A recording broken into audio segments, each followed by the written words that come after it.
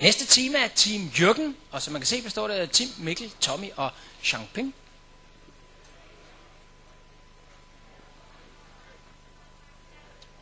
Vi skal have dommeren, det er Niels Andersen her fra DTU. Så går det afsted. Hvordan har det været undervejs? Hårdt. Hvorfor? Der var lige nogle ting, som vi ikke havde forventet eller forberedt.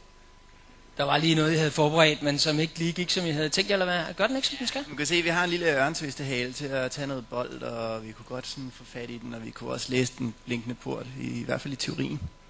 Ja, du er nysgerrig, vi må efter, ja. Men det springer vi lige over i dag. Nå, okay. Ingen boldspil her nu, i hvert fald i første heat. Nok heller ikke i anden, nej. Hvad er det svære ved det der boldspil, siden I har valgt at undgå det? Ikke noget bestemt. Undskyld. Vi er løbet tør for plads.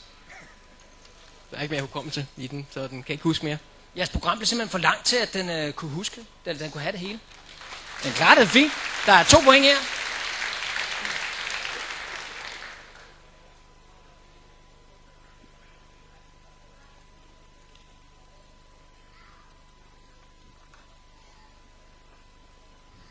Nu ved jeg ikke, I består af Tim og Mikkel og Tommy og Xiangping. Hvem er du? Tommy. Tommy, hvad hedder det? Hvorfor har den bøjler på? Det er fordi, den er lidt klumset. Den kan godt lide at falde. Eller hvis den gjorde, så kunne den tåle det. Og det vil, I synes ikke ligefrem, den skulle have cykelhjelm på? Vi prøvede, men der var ikke plads. Vi kunne ikke bære det. Den klarer det fint. Ud til stregen og hen igen. Hvor mange point har I sat sig på? 10.